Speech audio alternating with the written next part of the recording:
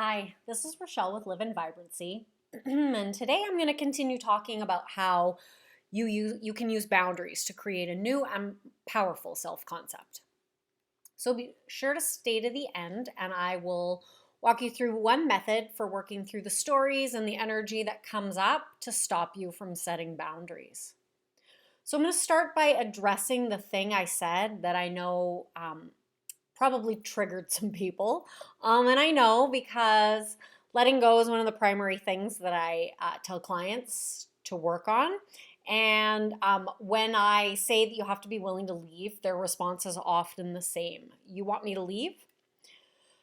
Which I can understand feels contradictory if you're trying to create a better relationship, improve a relationship, manifest a relationship together. And so I want to clarify. No, I didn't tell you to leave, but I did say you have to have the authentic willingness to walk away from what doesn't serve you. Right? That no attachment to outcome. You have to say no to what's not for you in order to say yes to what is. And so if hot and cold behavior is not for you, you have to be willing to walk away from it. And when you're not willing to walk away from something that isn't serving you, that's attachment. And attachment immediately breeds negative emotions. Attachment, as the Buddha tells us, is the source of all suffering because you become powerless to any situation that you're attached to. Basically, when you're attached to an outcome, you're expecting someone else to do something for you that you're not willing to do for yourself. And this puts you in victim consciousness. And victim consciousness is blaming people, blaming things and circumstances for you being where you are. And this is when you put the responsibility onto someone else in order to change, in order for it to... Can't make a single video without tripping over my tongue.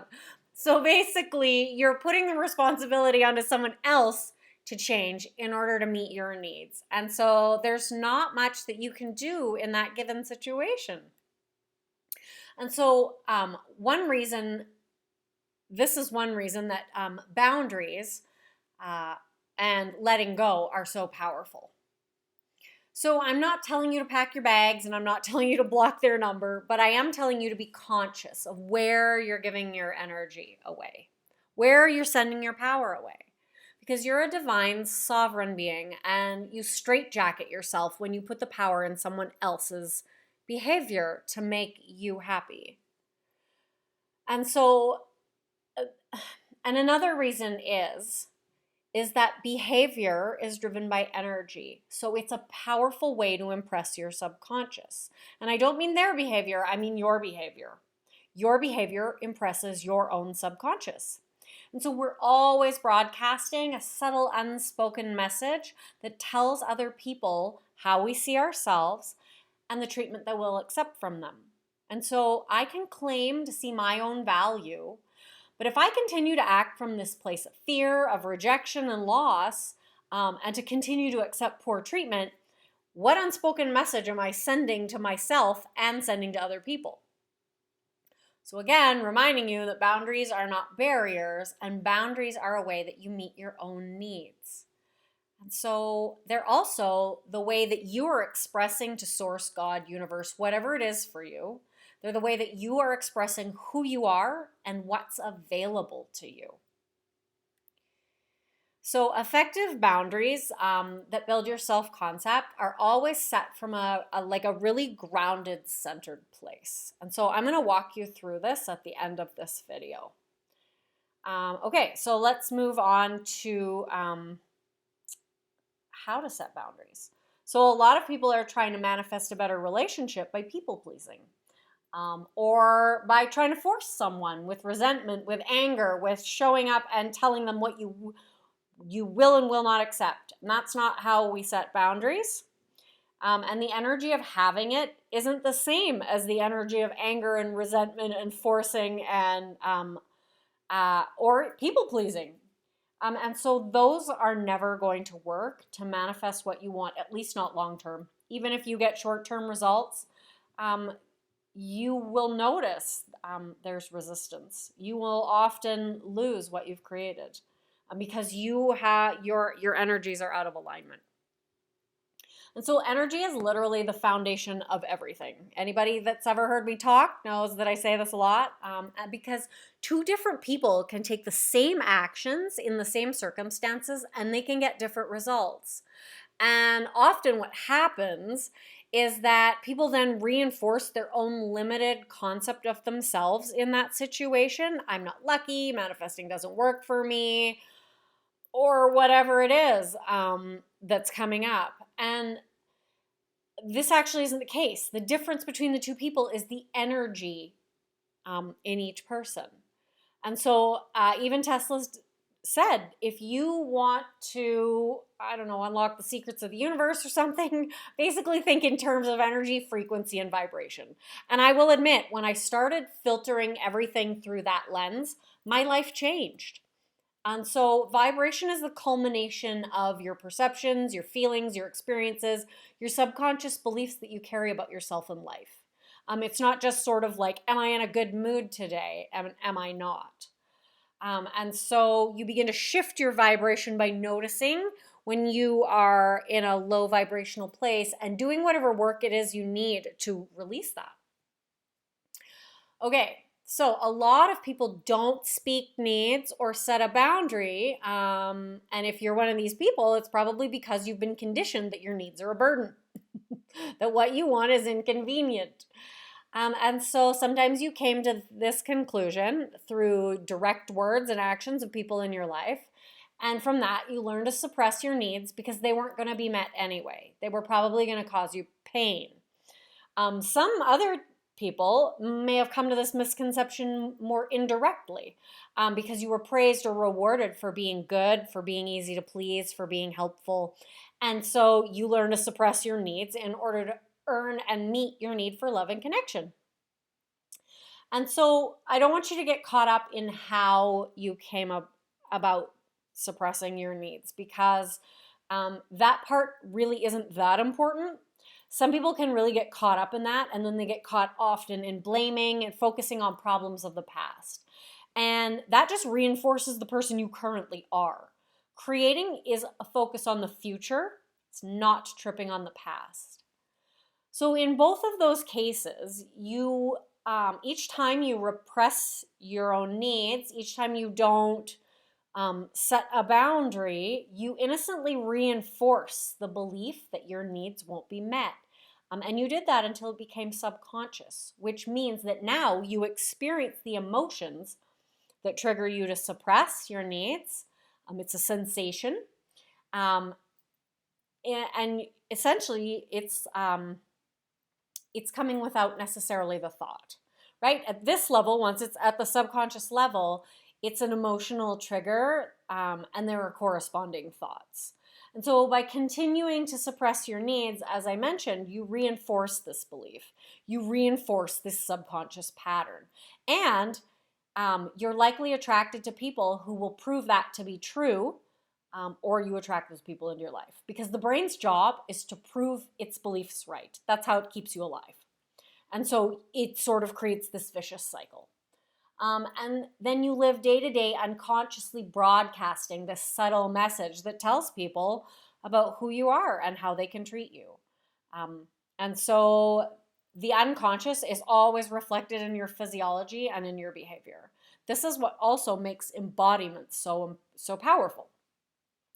And granted, embodiment isn't the only work we want to do, but it's very powerful work because at this level, changing the thoughts, it's already too late. The pattern is subconscious and it's triggered at the emotional level. So it's becoming aware at that deeper level that creates change. Karma is actions, and actions are driven by energy. So you change karma at the level of the body. And so your inner world, it always expresses outward. Your physical reality is a byproduct of your consciousness. So when expressing a standard feels scary, it's because you're afraid to lose someone.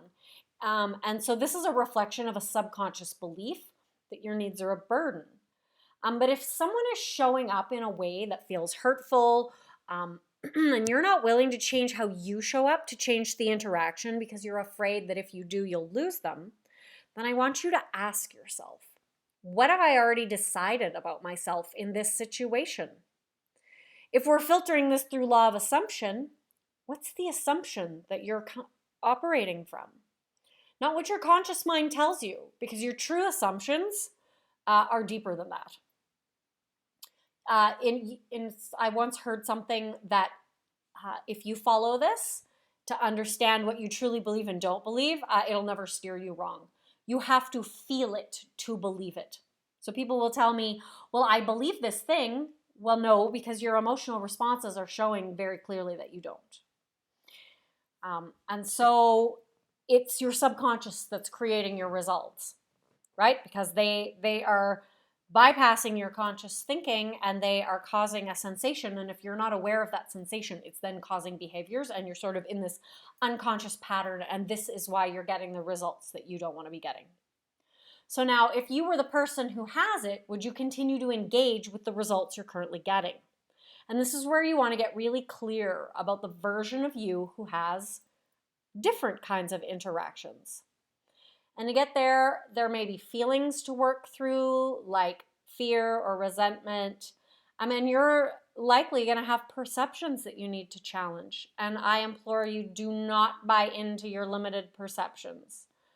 Just because they have given you the results of the past, it's essentially that perception that's creating that result again and again and again. But if you are externally focused, you think the result is creating the perception, but that's not the way that it goes, actually. And so I cannot express enough how important it is to you that when you set a boundary, your energy is clean. Because boundaries are not about you. Boundaries are about you. They're not about changing someone else. They are about you. They're not about changing something outside of you. That's always a byproduct of whatever's going on inside of you. And so the need to change something is a problem focus. So if you're focused on there being a problem, your consciousness has already collapsed the wave into there being a problem. And so you want to come to this clean and unbounded. So if you have a lot of fear and resistance around creating your self-concept in this way, you want to come at this gently and recognize that this work is incremental. A lot of people really try to push their way through. They try to push the feelings away, and all this does is this reinforces it because you're literally you're resisting your resistance. And so you want to be able to come in by seeing the programming so that it's not unconsciously running the show. Okay, so I'm going to take you through an exercise to kind of help you come to this. So I want you to bring to mind a relationship you have that has interactions that don't necessarily feel good.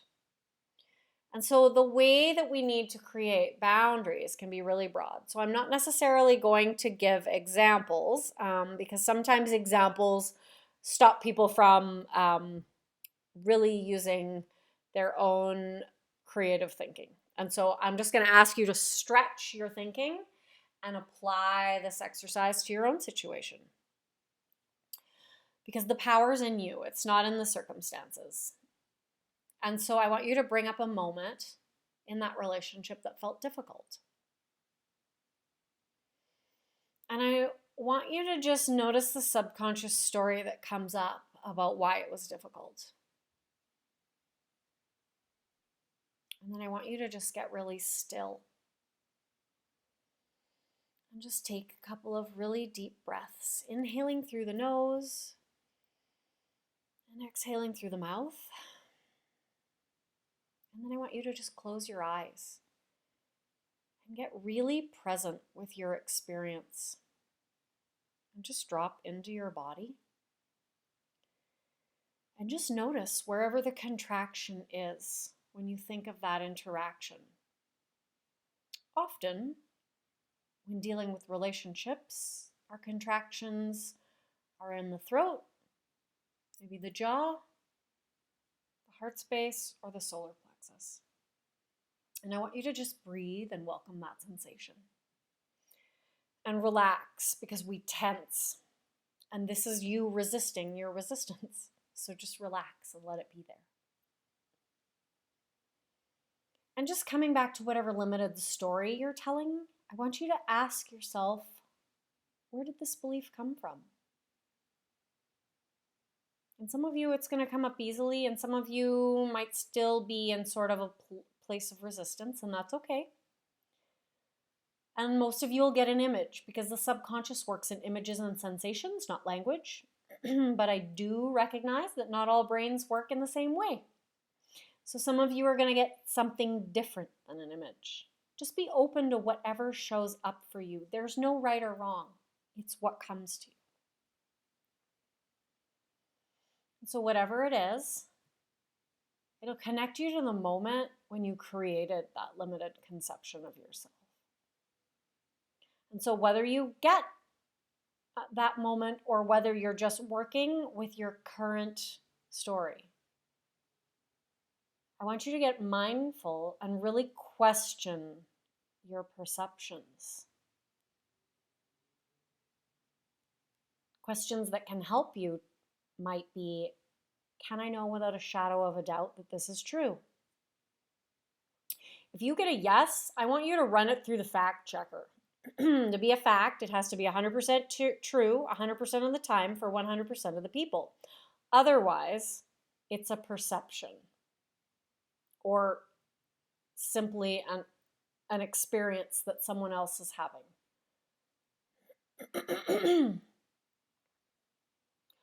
And so then I want you to ask, what else could this be? And I want you to ask that of that limited perception that you have. What else could this be? And some of you might get a response right away, and then some of you aren't going to get a response until you're in the shower or gardening or driving or doing something where you're relaxed, because the more you try to push for answers, the more shut down your access is to the subconscious. So even if you don't get an answer right now, that's okay. You can always come back to this. But if you're really in your body holds a lot of wisdom, and the answers are probably coming reasonably easily. And so then I want you to find experiences in your life when the opposite was true. And again, this really requires you to be relaxed and centered. Because the more you're in your left brain's survival mind, the more the brain is going to really work against you to really reinforce the limited belief, because it's a protection. It's there to protect you. So the more stress you're in, the more left brain you're in, the more your protector is available.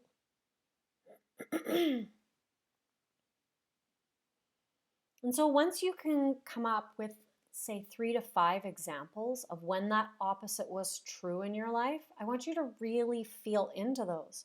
What did it feel like in those moments? Because it was probably felt different than the limited perception feels. And so because the conscious logical mind is like the gatekeeper to the unconscious, if you want to reset subconscious beliefs, giving the logical mind evidence of something more empowering engages your reticular activating system. And with repetition and emotion, it will begin to literally rewire your neurology. And you'll begin to see more examples of the positive beliefs. And this will take conscious effort. You cannot do this just one time. The subconscious, it's correct, does work off repetition. So you want to notice when you're in a limited perception, and you want to be able to bring yourself back into a centered place and really move in, like bring these examples back up again. And now from this new feeling place, you want to ask yourself what you can do differently in that interaction in the future. Because now you have access to a different version of yourself. And I want you to ask yourself a question. What would you do differently if you loved yourself? If you loved yourself and how you felt was your first priority because you recognize your own value. And I understand even that saying is like talking about how your feelings are a priority are going to bring up some things for people. They're going to bring up traumatic stories about being selfish, about how you put others in front of you, and that is incorrect. That's conditioning, and often can really rein in our sense of self, really cause us to get stuck in patterns of people pleasing and repressing our needs and really limiting ourselves. Because if what you're doing isn't harming someone else, it's important to recognize that what you want, your experience in life, is just as valuable as anyone else's. And so I really want you to take that time and really connect to your own needs and what you want. And if you're anything like me, when I first started doing this work, you may even question, are you allowed to want what you want? Because that's a thing that I had when I started to do this. I really had to start to break apart some of my own people pleasing and my suppression of needs. And I really had to understand what it is that I want and need. And that no, I'm not selfish for wanting these things. That what I want is just as important as what someone else wants. Okay, so in the next video, I'm going to talk to you about what you can expect when you start to shift and show up in a new self-concept. Because as we all know, this is when circumstances often show up. And so you have to be able to move through circumstances because they don't matter. Okay, so if you found this video helpful, please like, share, comment, subscribe, all the things. There's a little bell. And it really helps other people to find it, who might need it. It also helps me to know what videos are helpful to you, and it also supports me to make more. So until next time, live like you can't fail.